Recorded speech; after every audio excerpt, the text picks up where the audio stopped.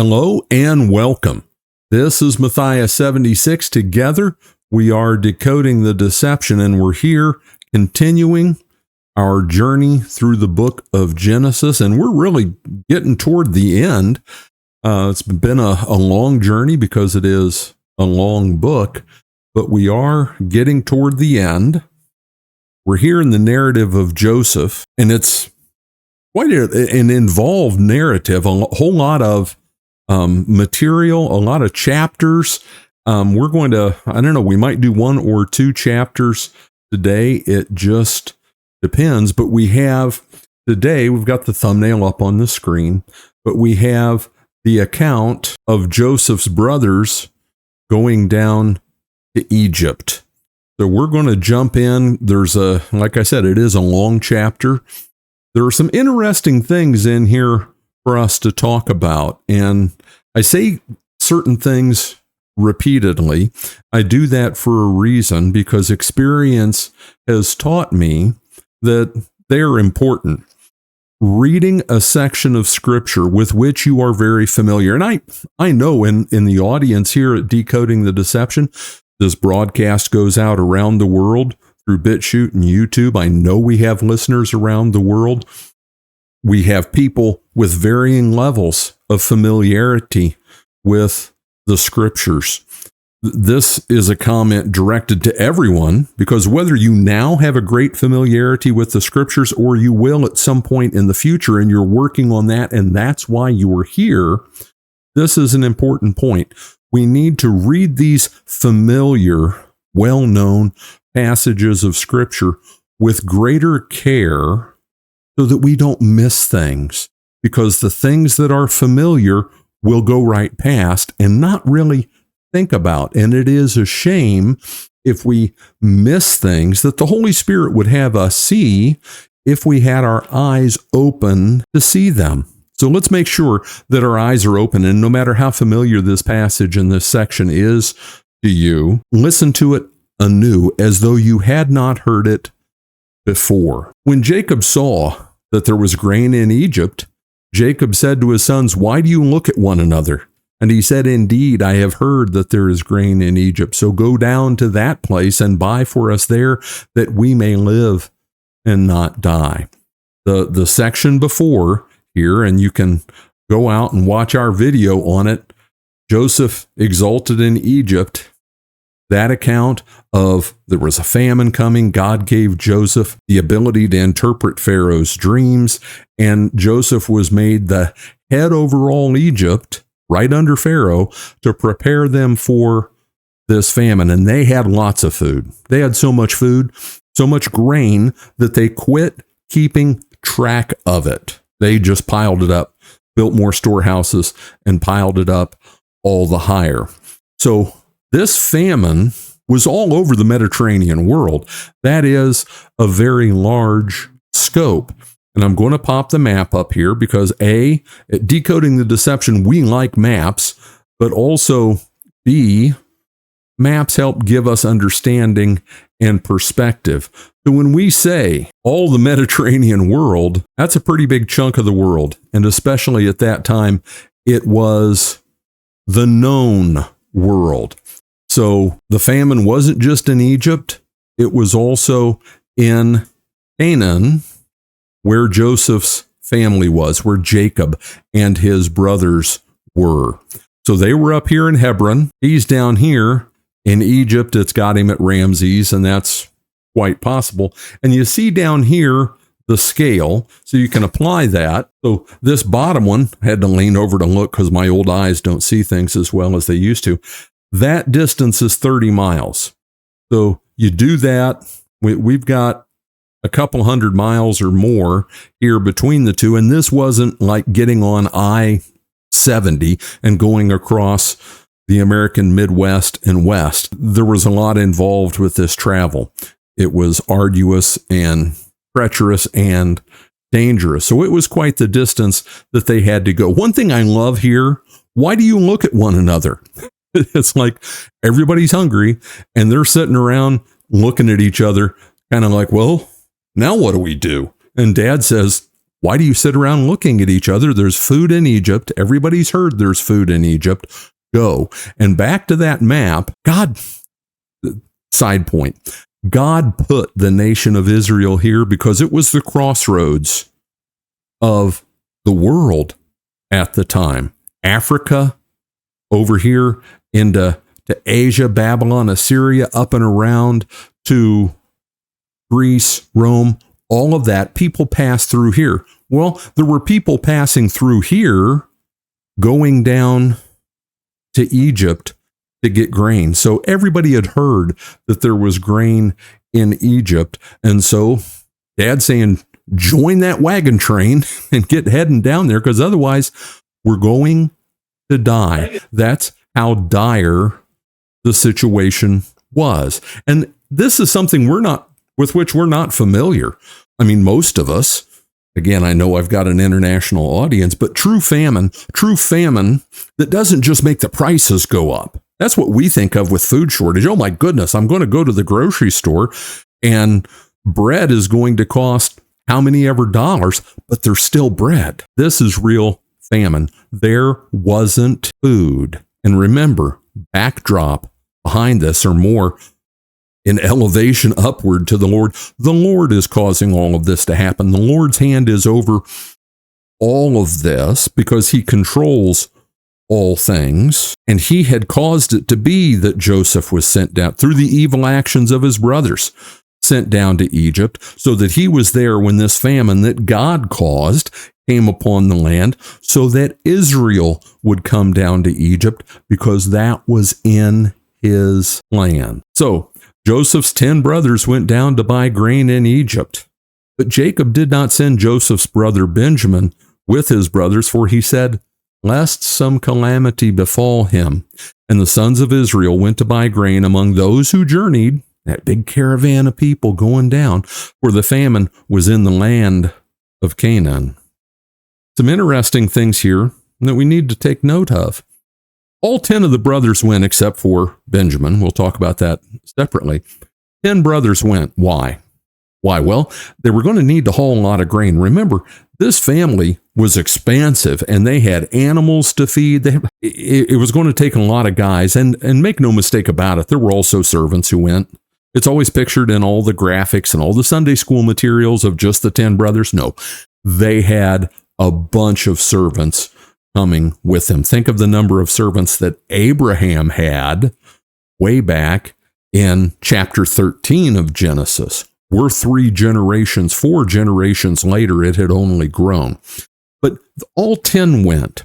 It's quite possible that this grain would be sold on a per capita or per household basis. So all 10, it was possible, needed to go to be represented so that they could get enough grain for everybody. If one guy showed up and said, hey, I want to buy 50 tons of grain, then he could just be a dealer. He's a profiteer, right?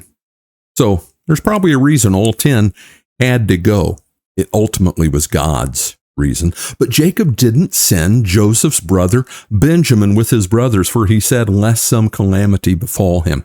Now, I think that through this narrative, we're led to suspect, to be a little suspicious, to suspect that Jacob wondered about the veracity of what he had been told about Joseph. And I don't know about you. How did things go for you when you lied to Dad? He would be suspicious. I couldn't tell a lie to my mother for anything. She could read me like a book. I think Dad was suspicious of what had really gone on with Joseph and his brothers, but he was not, and we'll see later, this is something he is adamant about. He is not going to send Benjamin. Joseph was his favorite.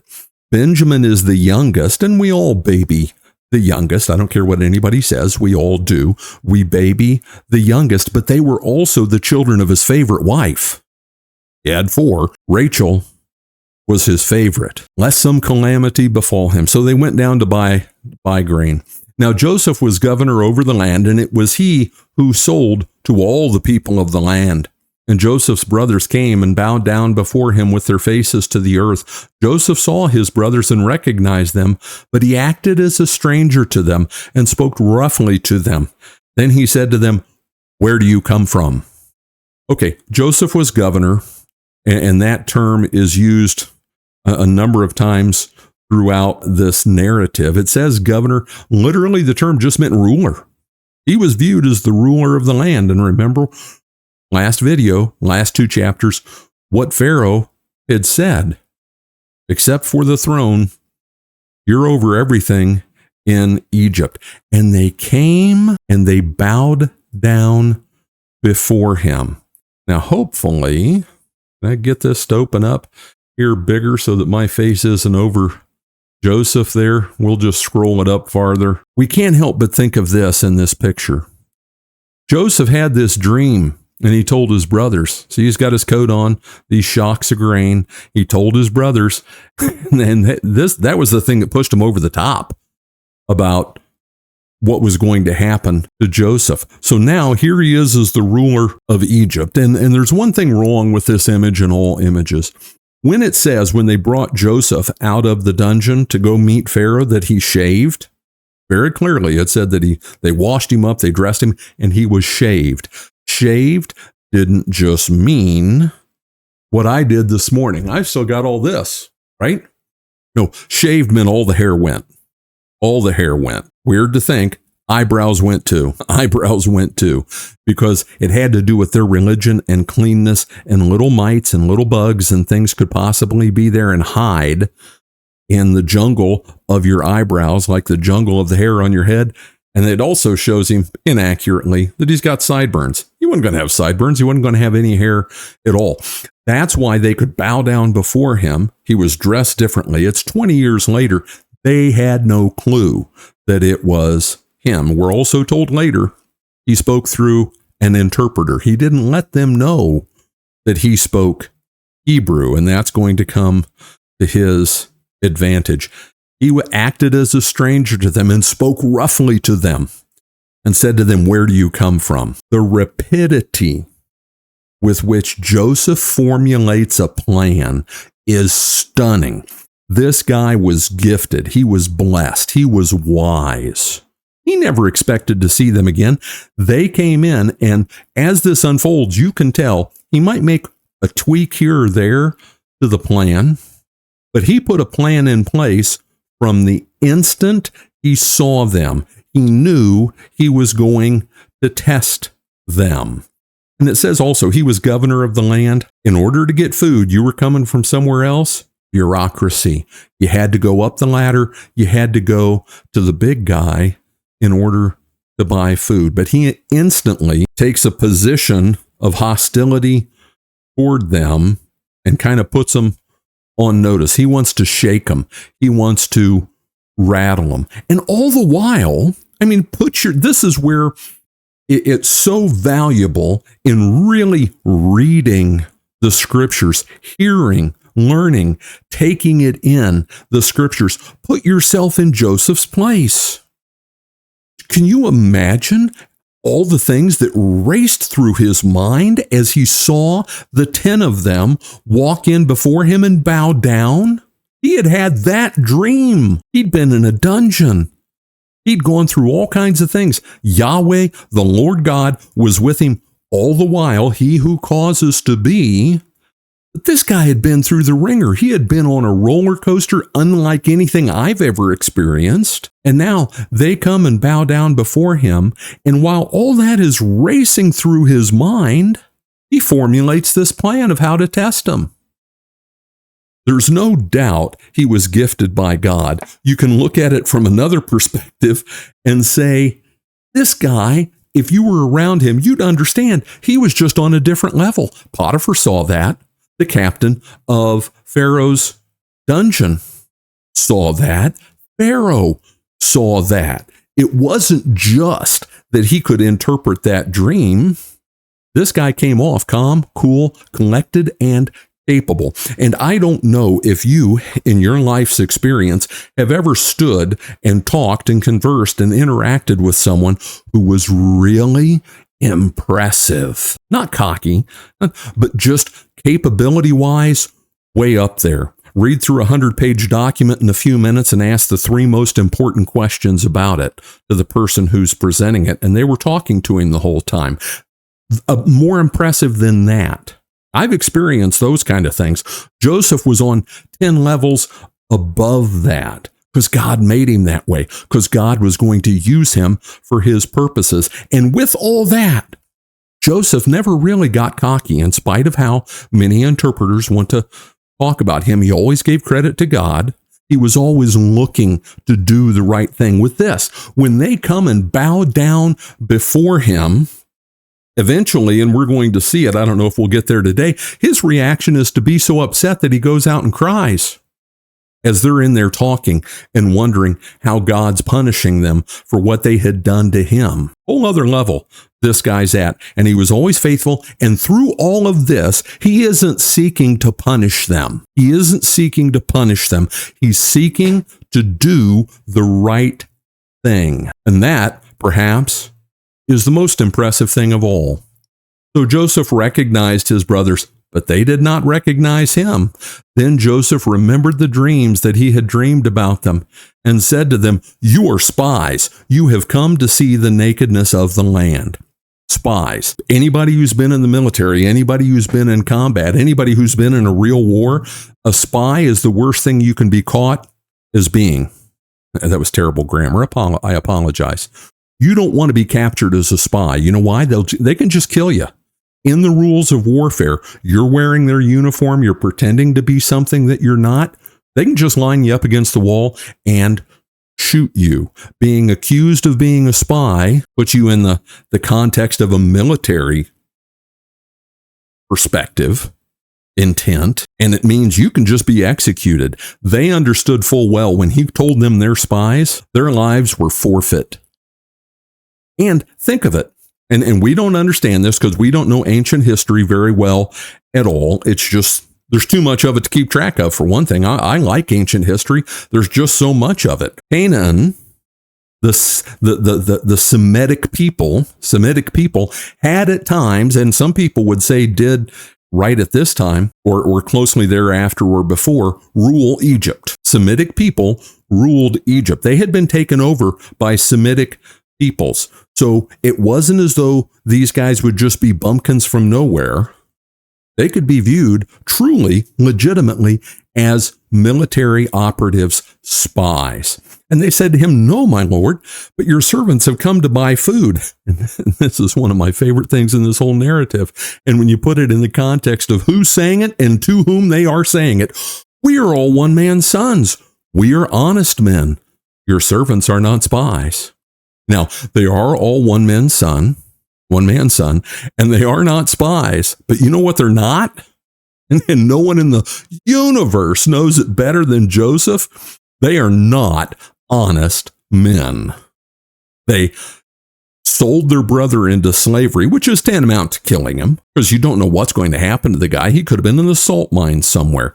They sold their brother into slavery, and then they went home and created this horrific ruse, this painful tale, to lie to their father about it. They were many things. They were not honest men, but it is going to be put to the test. They're going to have the opportunity to show whether they have changed or not. And it is going to be a long and painful process for them. And frankly, it's a long and painful process for Joseph. But he said to them, "No, but you are spies and you have come to see the nakedness of the land." And they said, "Your servants are 12 brothers, the sons of one man in the land of Canaan. And in fact, the youngest is with our father today, and one is no more." What an oblique reference. They're talking to the one who is no more. How did they view him? He was no more. Why? Because selling him into slavery, you had no idea what happened to him. You know what the life expectancy for many slaves was? Depending on where they ended up? Not really good. But Joseph said to them, "It is as I spoke to you, saying you are spies." Question. I had this thought as I was reading through this text again this morning. Have you ever stood before a judge? Now, I'm not saying that I've been before a judge for something of, other than a traffic violation. The thing I'm thinking of, I got caught for having expired tags. I didn't even know they were expired. And I had to go down to the Fulton County Courthouse, in the news right now with all this nonsense with the election stuff and trials, down to the Fulton County Courthouse to stand before a judge, because you have to go there to pay $120 because your tags were expired. While we were sitting there waiting, the first person up, and afterwards I realized they had arranged it this way. The first person who stood up was this young gal who, this was her third time for having been pulled over and not having insurance, driving without insurance. And that judge, he asked her the specifics. He asked her if that is indeed the case. And she started to say yes. And he said, it's done. And he had her perp walked out of there, cuffed, taken out to serve 30 days starting right then. Because he's a judge and he sees all the things that happen with people driving without insurance and the mayhem and pain and all the loss that it causes. And he was having none of it. I tell you what, there were 20 other people of us sitting there, just real normal people, waiting to pay our traffic violations. And you could choose to contend or just say no low contendere, and I'll pay the fine. And we all looked at each other like, holy cow, this is scary. I'm just here for tags. And this is scary. Standing before a judge is terrifying.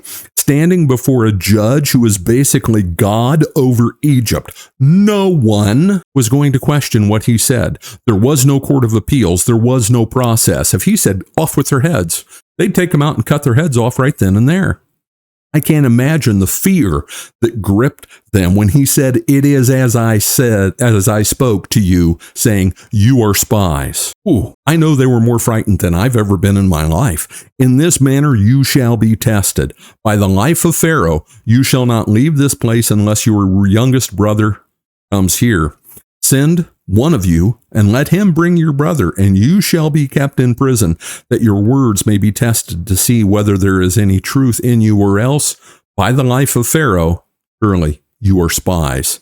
So he put them all together in prison 3 days. So you shall be tested. This really is quite the test that he comes up with for them. And the test was about more than whether Benjamin was alive. That is of great importance to Joseph, because what would Joseph think?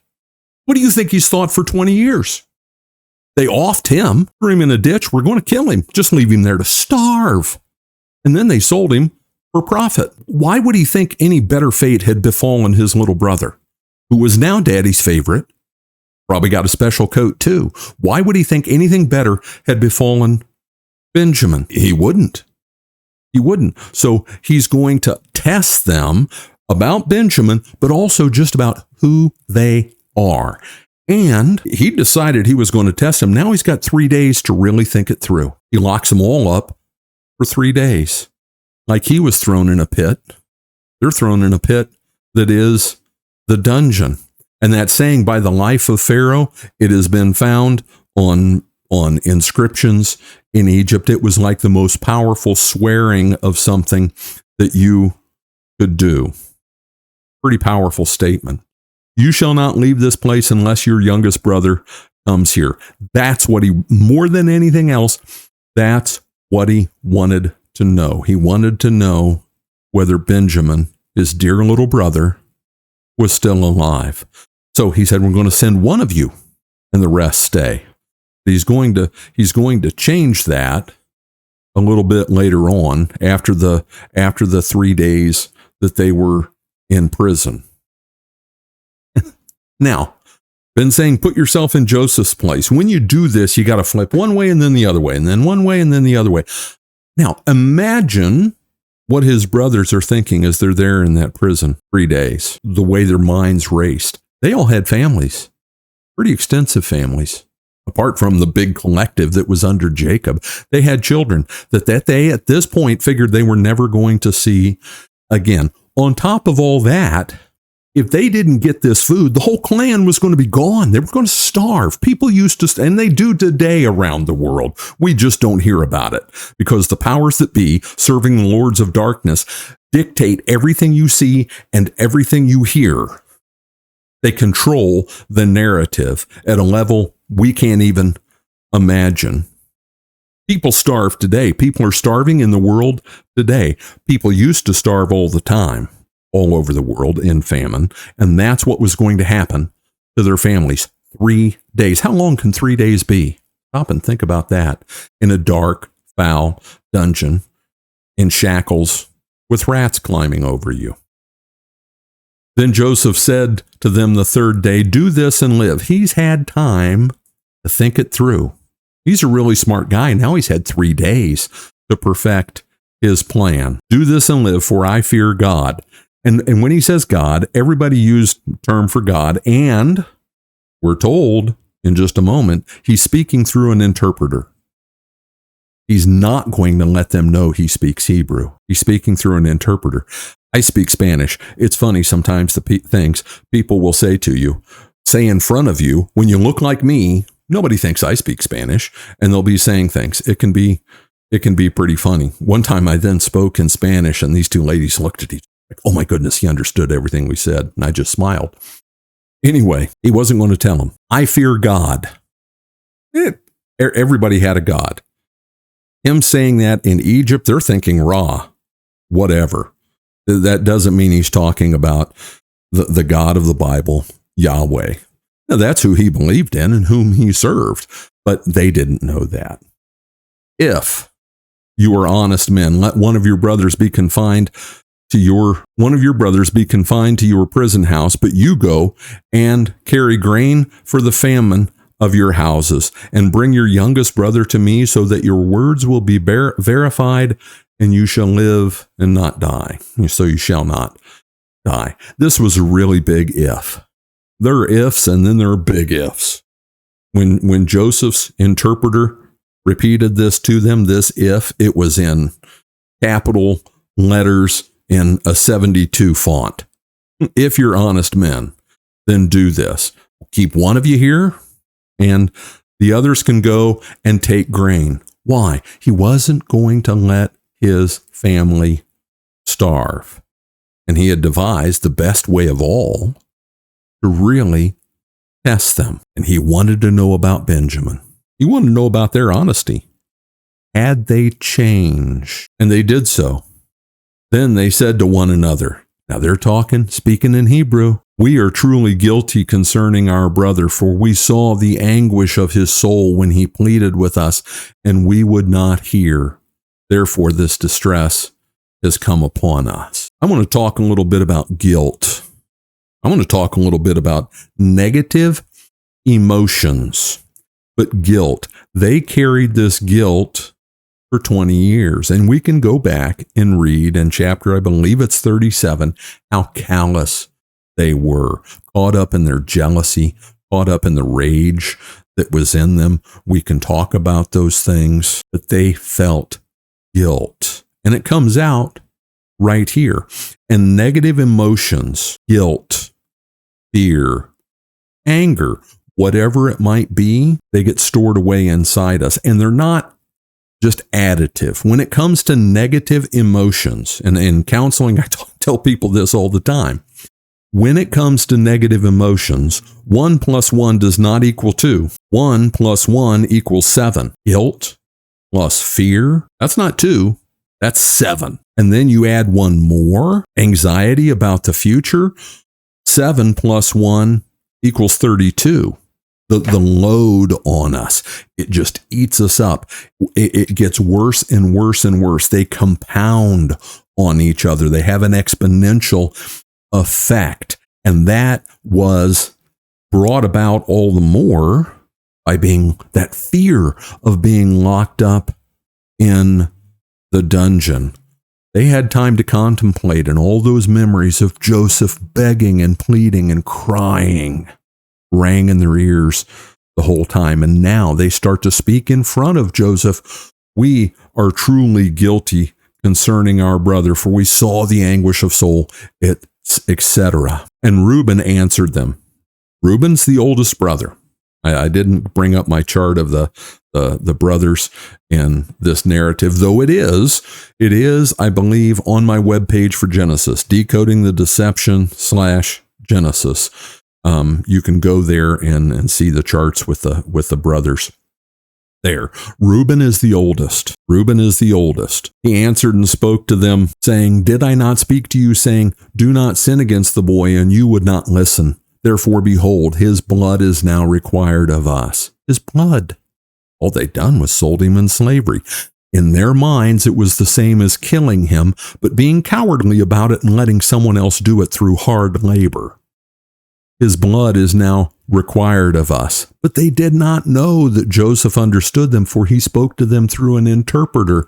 And he turned himself away from them, and he wept. Again, let's flip from the brothers and that guilt that they feel. There's Reuben talking to all of them, and there's Joseph weeping because he hears. And it might well be this was the first time that he knew that Reuben had pleaded for him. And we're going to have an indication of that as we move forward.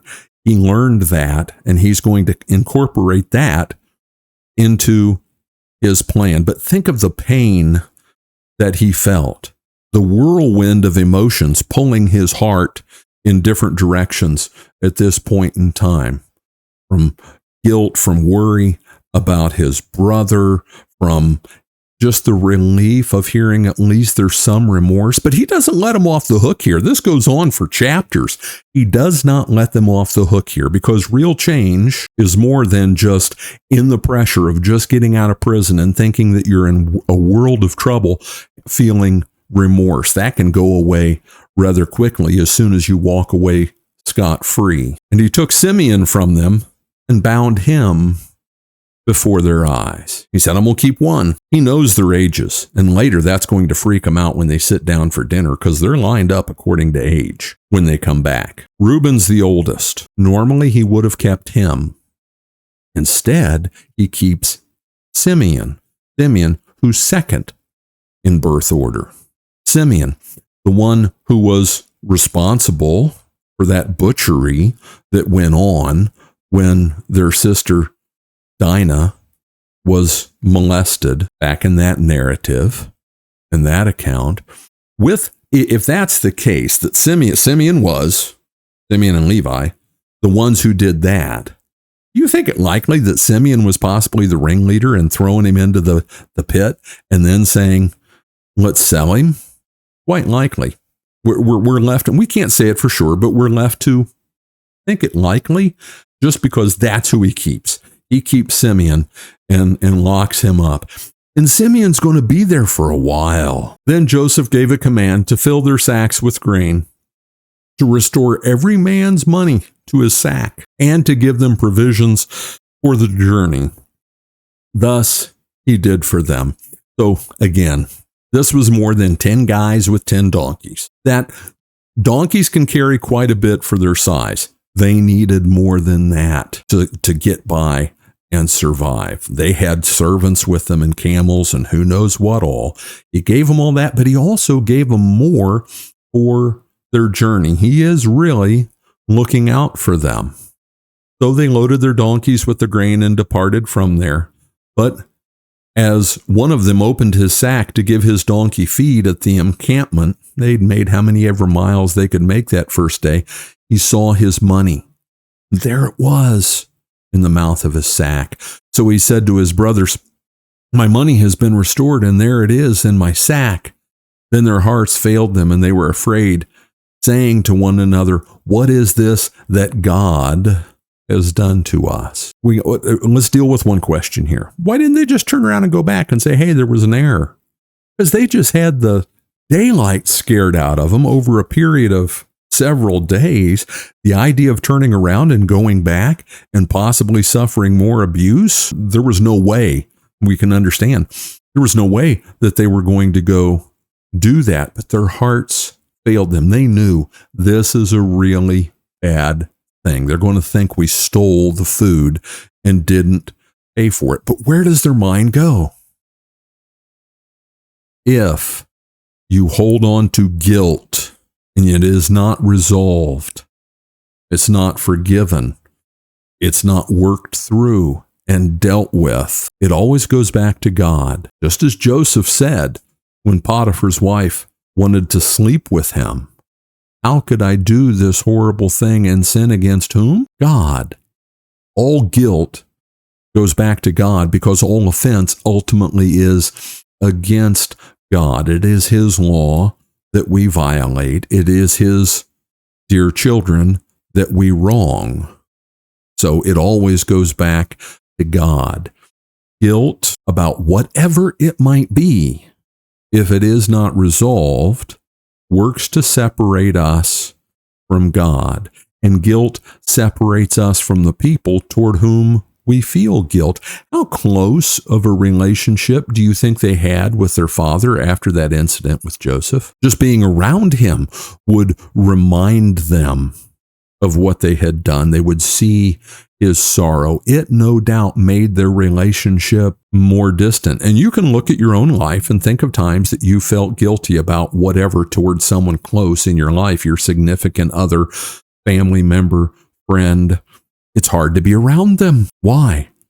Because you feel guilt and it pushes you apart. And worse than anything, it pushes you away from your God. Things need to be resolved. They need to be dealt with. As believers in the New Testament, we have the wonderful truth that all of the things in our past have been redeemed. Christ has forgiven it all. We can go boldly to His throne of grace to find help in time of need. It's all been washed away, and even more, He uses those things for our good. He teaches us things. He brings us closer to Him. We could go on and on about that, but they've been redeemed, and we need to operate accordingly. And when we don't, we push ourselves away from God, because being with Him makes us feel bad. Being near my father, whose son I killed, and seeing his ongoing grief and sorrow over that is going to be too much for me to deal with. So I'm going to limit my exposure to him as much as possible.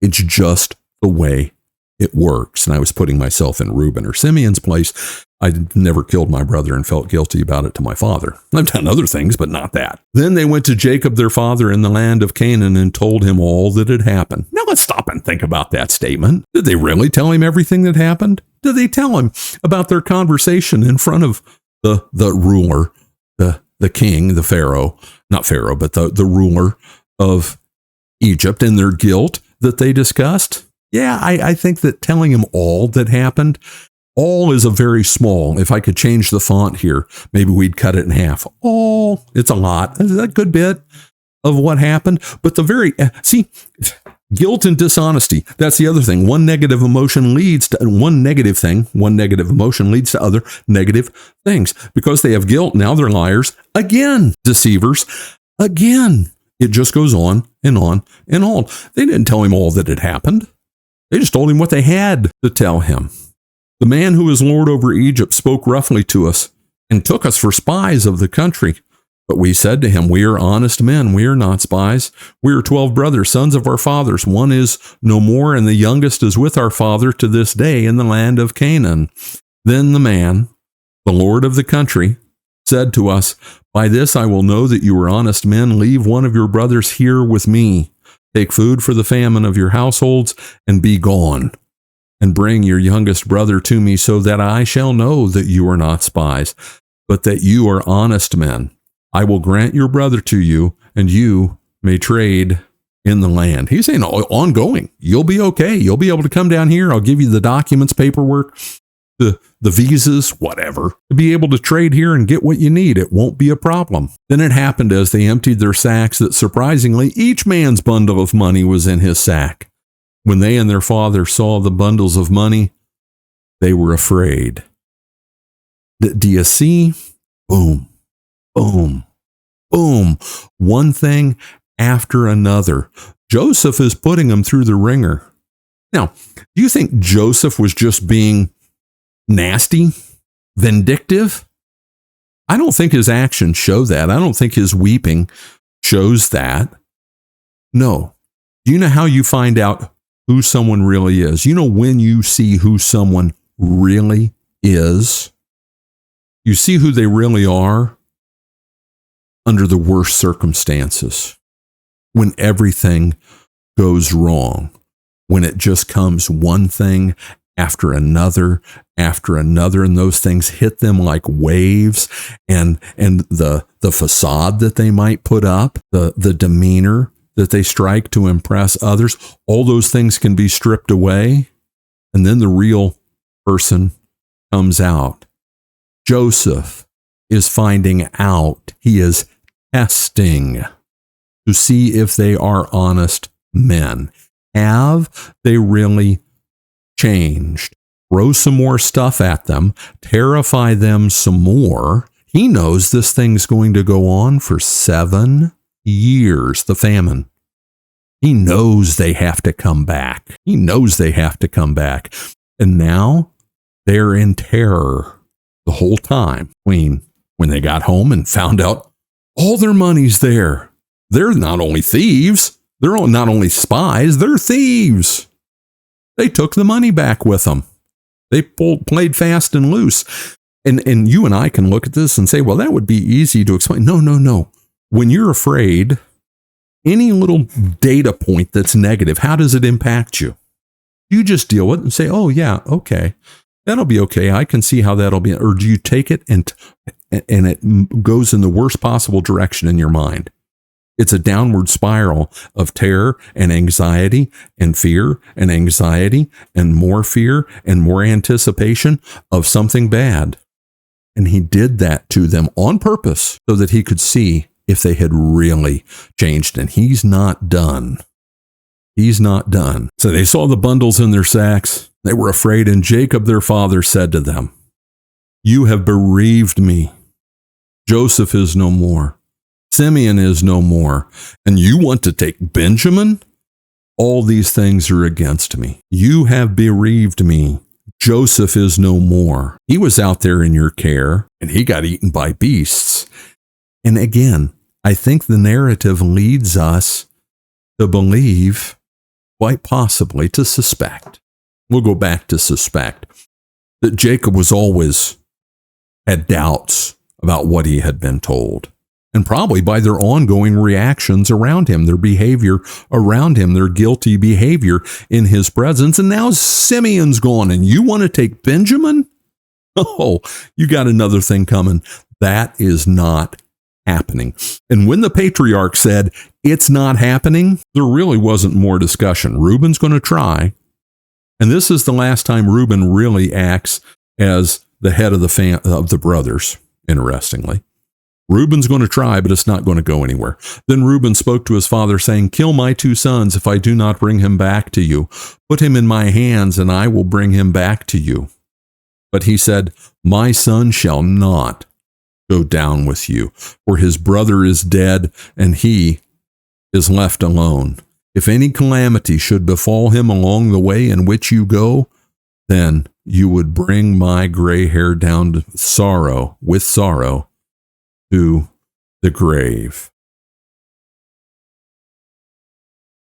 With this, we haven't talked a lot about Jacob's perspective here. We've been so busy talking about the sons, talking about Joseph. Again, Jacob has carried that pain for 20 years, and now they want his little brother to go down with them.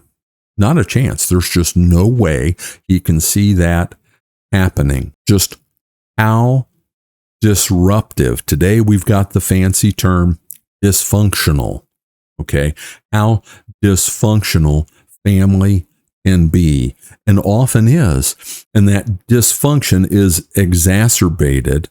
It is made all the larger and brought to the fore through more and more and more deception, the same patterns of behavior. And if you've listened to my broadcasts on Genesis, you know I don't say that Jacob has no culpability in all of this. Jacob was a very dysfunctional dad in all kinds of ways that brought about his behavior, fomented these reactions from his sons. And that's not an excuse, but it is just reality. And he can't imagine suffering through more pain. Well, that has been a lot to talk about. There's so much so much here. And I encourage you now, and do this.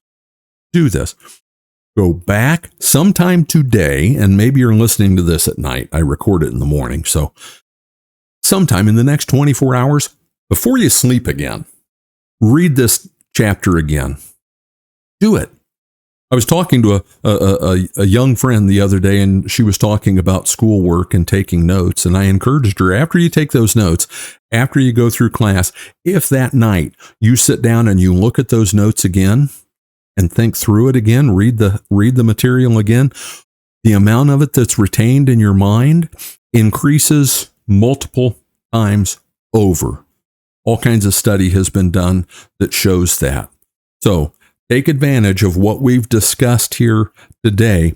Go back and read it again. Think about what we've talked about. And then months or years from now, when you read this part of Genesis again, that material will more likely be there for you and you'll retain it. And that is, after all, the point, because we're certainly not doing this for entertainment, because frankly, I'm just not that entertaining, but I am Matthias 76, and together we are decoding the deception. I encourage you, hit that like button, hit the subscribe button, leave a comment. These things are really helpful for pushing this out there for other people to see. God bless and have a great day.